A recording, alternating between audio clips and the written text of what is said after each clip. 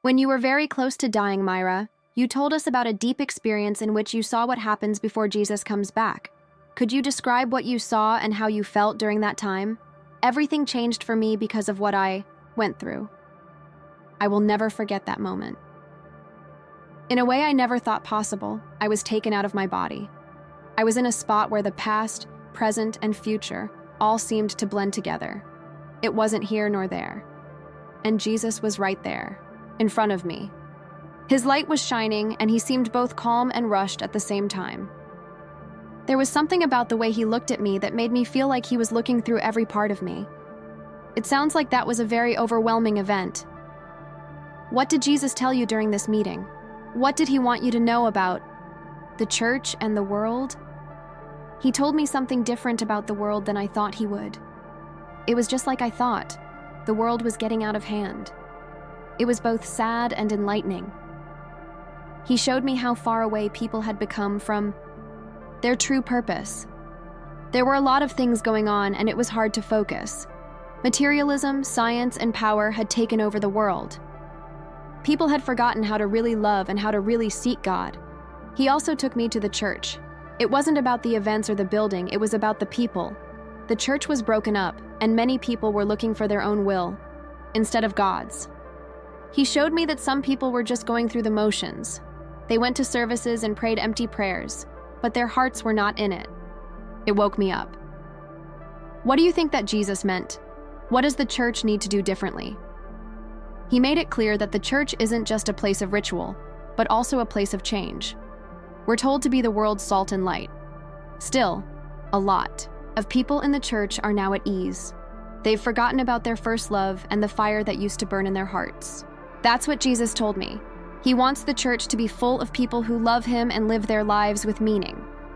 People who aren't afraid to be different, take chances, and fight for what's right and true. He taught me that the church is more than just a place where people get together, making the world a better place with God's love. That's strong. How did you describe the moment you saw what happens right before Jesus comes back? Everything changed after I saw it. It seemed like time had stopped. The vision I saw was one of a lot of chaos. It felt like the ground was being pulled apart because it was shaking so hard.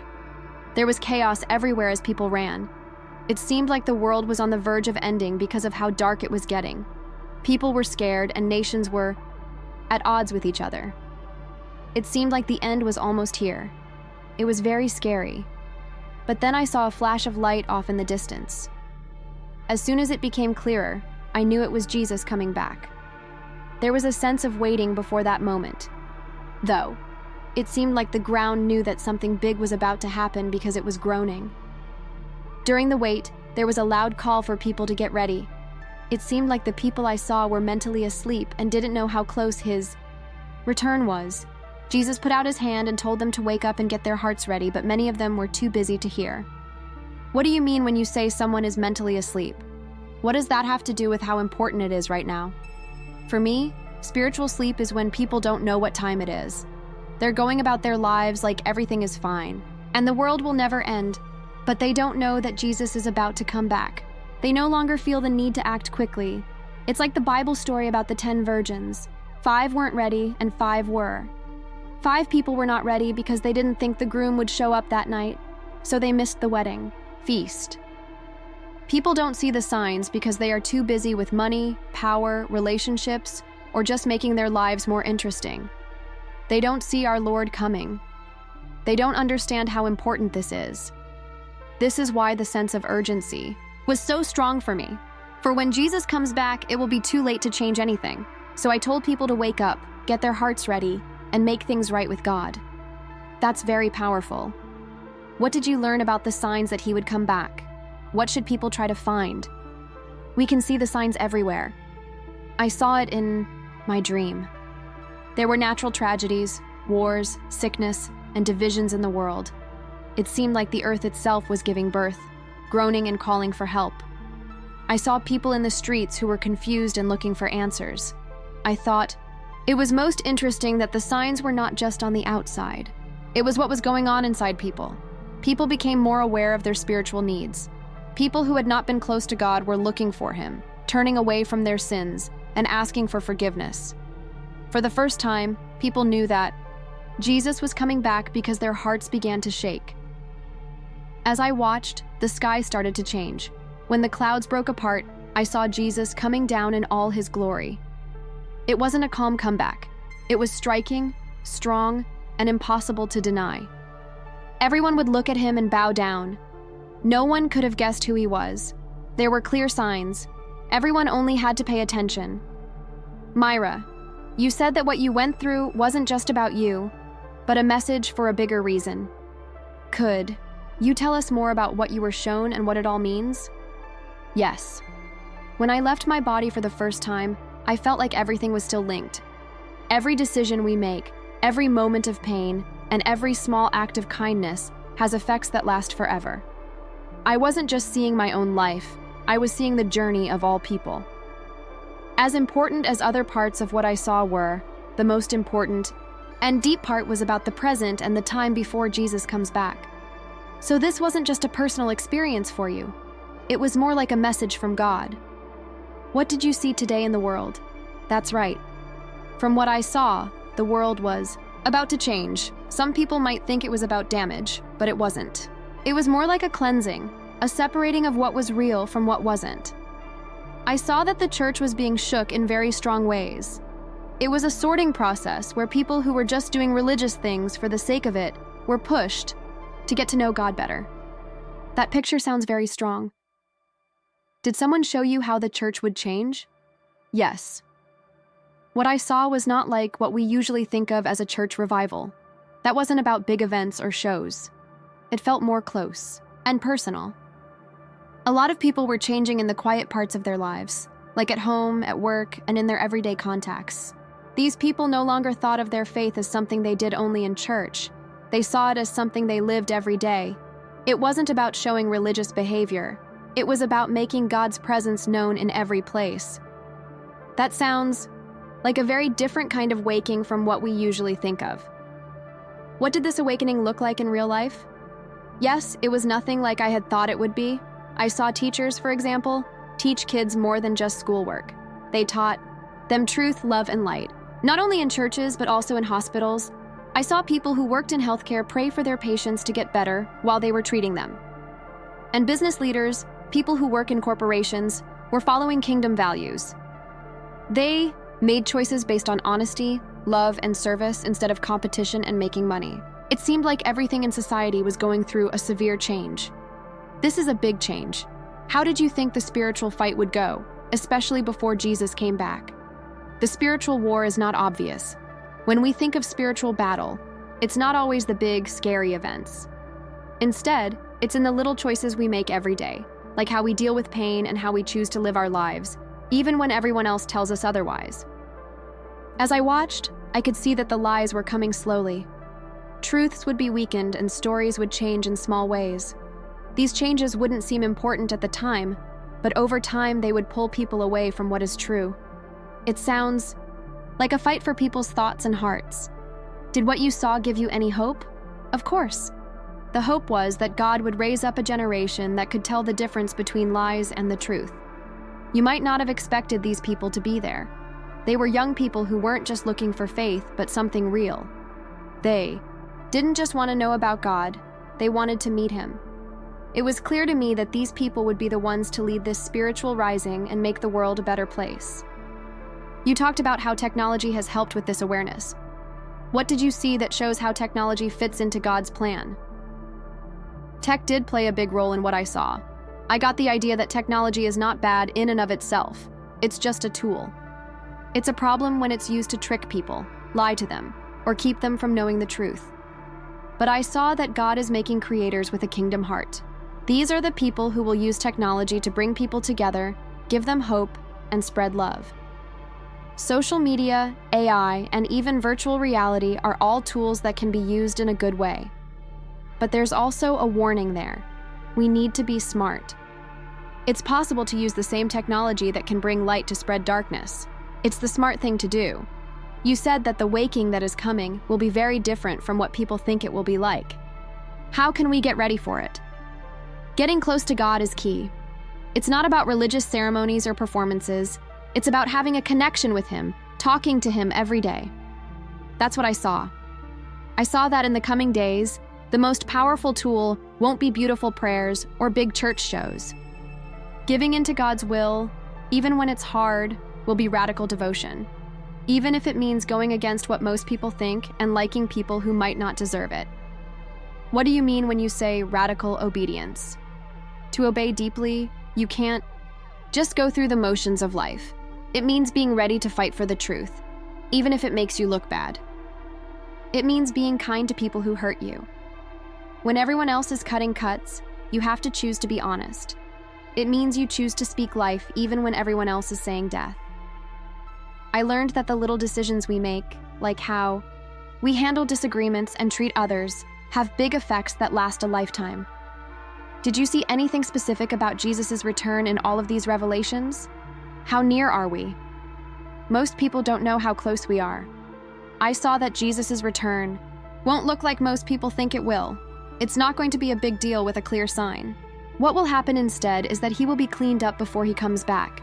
People will not be able to finish getting the church ready. It will be because of divine help. The bride of Christ will be pure, but she won't have to work hard to get there. That's a really strong message. Please give us some idea of what that cleaning will look like. It will happen in the church and in the rest of the world. If you want to find God, there will be a shaking in the church, and people who are just acting will be split off. That's going to be painful. There will be many people who thought they were good enough who are shown where their hearts really are. In a beautiful twist, though, this is not a message of judgment. It is a message of change. People who have done wrong will still have the chance to be clean and know God in a way they have never known before. How will this look to everyone? What about people who don't go to church? It will be a little different for the world to be cleaned up. It's about bringing the truth to light and taking apart false systems. I saw the fall of countries, institutions, and ideas that were based on lies. It won't happen right away. The announcement will happen slowly. People will have amazing chances to experience God's love in the middle of all the chaos during this time. I saw a lot of people get to know Him in ways they didn't think possible. People who had turned their backs on Him or didn't care would suddenly feel God's love in a way that was so real they couldn't deny it. So everyone has hope in the end? That is the point I want people to get from this. It's not too late on your spiritual path, no matter where you are. There's still hope. And God is doing something really cool with this group. We only need to be ready to say yes, trust Him completely, and pay attention to what He says. You've written about a huge change in the world and in the church. What else did you learn about the exact times before Jesus comes back? What can we look forward to as these events happen? What I saw was a time of great possibility and great stress. A mental split like never before will happen. People will have to pick a side, but not in the way that most people think they should. They will have to choose between truth and love, and lies and hate. People will try to bring everyone together, but not all unity is real unity. I saw that hearts that are in line with God's will are the only truly united thing that can last. It looks like everyone is having to make a big choice. Right now, do you think this cleaning up and sorting will have an effect on everyone, no matter where they come from? Yes, without a doubt. I saw that it wasn't just Christians or religious people who did it. It's not about membership that needs to be cleaned. It's about the heart. It can be received by anyone who is open to the truth, love, and God's ways, no matter where they come from. I saw that this sorting process would make it possible for people who had never thought about God to be pulled to Him, almost like a magnet. People will be told the truth about who God is at those times and have a chance to react. What do you think the part of free will and personal choice will be in these last few minutes before Jesus comes back? Everything is free will. I knew God would never make someone pick Him against their will. It's always about the heart. Everywhere people will look, there will be temptations, distractions, and false promises. But people will have to make choices that are in line with their true feelings. People are not controlled by God. What I saw was a world where each person will have to choose where they stand based on their own beliefs. It's both beautiful and scary at the same time. It's beautiful because it gives people real choice, but in a scary way. At this point, you said that people were going through a deep change. What did it look like when that changed? How did you see people change? What I saw was a deep and personal change. It wasn't about changes on the outside. though some people's lives will look very different on the outside. The shift on the inside was huge. I saw people saying sorry for not only what they did, but also how they felt and thought. I saw a spirit of humility come over people. It was like they were waking up after a long sleep. They no longer looked at the world through the lens of what they were interested in. They saw it through the eyes of kindness, understanding, and a cause that would last forever. It's almost like they were opening up spiritually, huh? That's right. It looked like they were seeing things for the first time. Not only did they see the world differently, but they also saw their own hearts. They learned how important love, forgiveness, and telling the truth were, and they understood that what they did mattered. Every choice and every moment were important. Young and old, people from all walks of life were going through this change. Some of them had always thought they were good, but they learned that living in God's love meant a lot more than just doing the right thing. Others had totally turned their backs on God, and they too went through a huge change when they met His love in a way they never thought possible. You said that Jesus' return won't be like what we think it will be. Could you explain that in more detail? How did you think His return would go? I didn't see Jesus come back in the loud, dramatic way that most people think of. Not a single horn or fanfare was played. Someone or something so strong, like a spirit, filled the room with love and holiness. No one could deny it.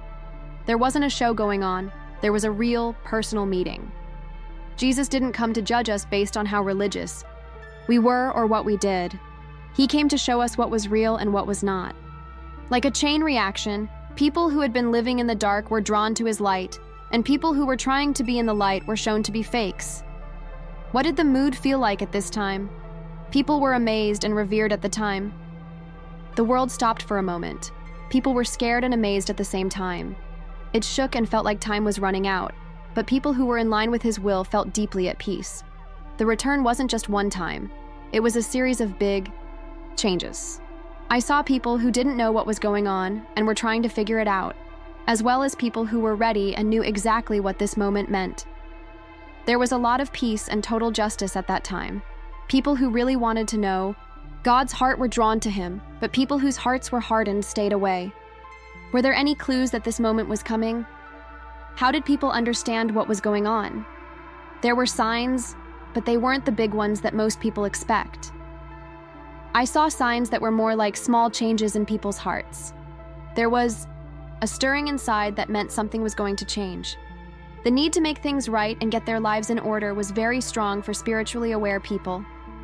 I saw people from all walks of life suddenly understand how important the decisions they made were, and how important it was to make peace with God and others before it was too late. But even the world was starting to change.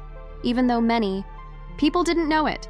There was more and more unpredictability, chaos and instability, but there was also more and more hope among those who really believed. What did this have to do with the idea of being clean and being forgiven that you saw? It was all about the last chance to become clean. I saw that some people would feel pain as they were cleansed and old ways, systems and beliefs were broken down. For some, though, it would be a fire that burned away everything that was dishonest and self-centered, until only what was pure and true was left. His love would be like fire that burned away anything in people's hearts that was stopping them from feeling the fullness of His love.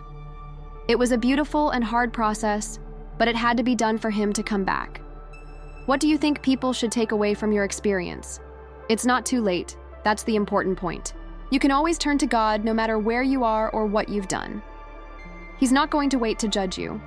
He's ready to kiss you and clean you, and His arms are wide open. Now is the time. We can't wait any longer. We are down to the last few hours, and each of us has a part to play in getting ready for His return. You have to say yes to Him. Let Him do the work He wants to do in your heart, and let that change spread to the rest of the world. As you talk about the great cleansing and changes that will happen, do you think that some groups of people will be more affected than others? Who needs to know about the changes that are coming? I agree that this time will be different for different groups of people. These changes will have the biggest impact on people who have become stale and believe they have time or are not susceptible to change. This could also be people in the church. I saw that many people in the church would be put to the test in ways they didn't expect. Some things will fall apart, and the real nature of faith will be shown. For many, this will be a wake-up call. People who thought their faith was strong will have it tested, but those who are honest, humble, and ready to let God clean them up will come out better. A big group of people will also be far from God. They might not even believe in Him, but I could feel something moving in their hearts. It was like a deep knowledge, something that can't be explained by humans, was planted in them. These people will feel a pull in their spirits that makes them want to look for more value in their life. They'll feel like they need to find the truth right away. And it won't just be a choice in their heads. They'll know in their hearts that God is real and that His love is drawing them. You talked about how important these times are. What do you think is the best way for people to get ready for what's coming? Being ready is important. I saw that getting ready wasn't just about learning new things or doing good things. This was about the heart's health. Opening our hearts to God and letting Him clean them is the best thing we can do to get ready. In other words, we need to take time to look at our lives and ask ourselves hard questions. Are we really living in line with what God wants? Should we let His love change us? Are we ready to love and forgive others even when it's hard? It's also a time to really know what it means to follow Jesus. Not just what you say, but also what you do. It's about living by the truth, loving and forgiving like He did. Taking part in the world is also important. This doesn't mean we all have to be speakers or have big stages, but it does mean that we can all share love, kindness, and truth, no matter where we are. A lot of what you say is about change. How do you think this change really happens for people? How does it feel right now? Even though the change is very personal, it also affects the body. The heart feels lighter. I saw people who had been suffering with deep shame or guilt for years. All of a sudden, that weight was lifted off of their shoulders. When someone truly admits they were wrong and gives up, they feel lighter in the spirit. Sometimes it feels like you're letting go of lies you didn't even know you were grasping. It hurts a lot, though. I saw people crying, some tears of happiness and some tears of sadness. At some point, the truth hits you so hard that you feel like your whole perspective has been shattered, but in a good way. It gives you a clear picture that breaks down walls inside you. It brings out your real self, the part of you that has always known that God is love and that you deserve that love. From that point on, giving your heart to Him seems like the most normal thing in the world. It sounds like these moments of change are very spiritual and emotional when you talk about them. During this time, did you notice any changes in the way people looked? Yes, without a doubt. It wasn't just the spiritual world that changed for me. It also had an effect on people's bodies. I saw people get better in ways other than just having their emotional loads lifted. Some people's illnesses disappeared all of a sudden when they gave up and let God's love fill their lives. It was like the pure presence of God affected their whole body. In that moment of surrender, I saw people who had been in pain or had long-term conditions become whole again. There was a clear difference. It wasn't just a figure of speech. They looked like they're brand new. The darkness in their eyes was gone and was replaced by a light that came from inside. I believe that is one of the most beautiful things about Jesus' return. It's not just about making everything right in the world. It's about making every person right in every way. What do you think will be different about life, death, and everything in between when Jesus comes back? Everything will be different when Jesus comes back. The endless reality that will unfold in front of us will make life as we know it seem so short and unimportant. People will understand that life's problems are important, but they are not the end of the story. There's a lot more to life than this. As I watched, people became more aware of the fact that death is not the end, but a change into something more real and lasting. Everyone will deeply understand that life is holy and that every moment is valuable. For all time, people will look at their own lives and the lives of others. How we love each other will change now that we know this. We'll live differently after this. That people will stop spending time on pointless things and start paying attention to what really matters: love, relationships, and a sense of purpose. There will be no more cloud between this life and the next, and we will all see things as they really are. So you think that when Jesus comes back, we'll see what's really important in life in a new way? That is exactly what it is.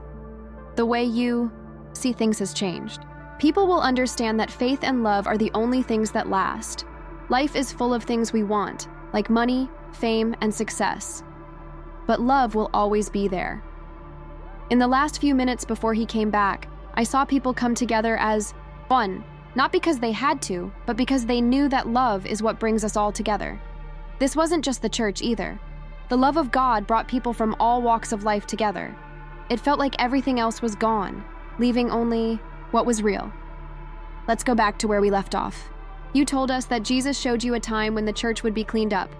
This is a time when faith will be tested, but it will also be sparked in a way we haven't seen yet. Could you say more about that idea? In these last days, how does this waking happen? Of course. What I saw was truly amazing, but it also made me very sad.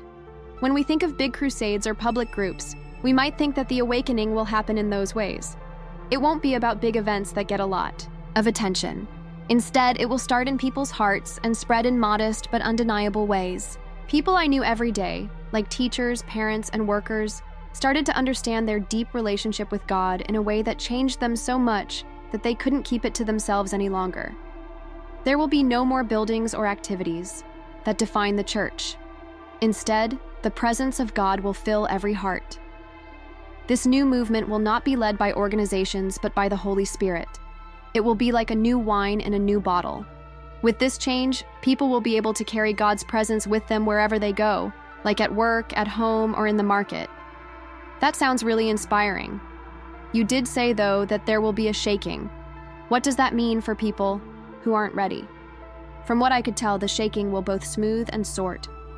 This split will happen in the church itself, between those who are really following God and those who are just going through the motions.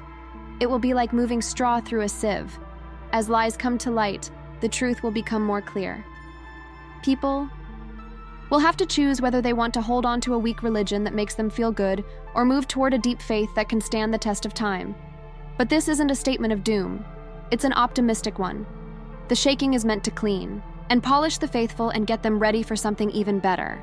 It is a test of the heart and a call for people to decide if they want to give their whole lives over to God's will. There is peace, freedom, and a stronger link with God's plan for the world when we give up. Could you tell me about some of the signs you saw that warned of this last move by God? In the days before Jesus comes back, what will the world look like? I was shown that there would be more spiritual action and a greater awareness of what we can't see. With spiritual eyes, people will start to see things they didn't see before, everywhere, not just in church. God's presence will be felt in the air, in talks, and even in the smallest things we do. But there will also be more people who are against it. The enemy knows that time is running out, and he will try to cause trouble and division even among the loyal. It's important to remember that the fight isn't just outside. It's inside people, in their hearts and thoughts. People will have to make choices that may not seem important at the time, but are in fact very important in God's plan. Things that are holy and things that are not will start to blend together. Always be kind, always talk about the truth, and always pray or worship. These things will have permanent weight. Things will not look the same as they do now. We're moving toward a different way of life.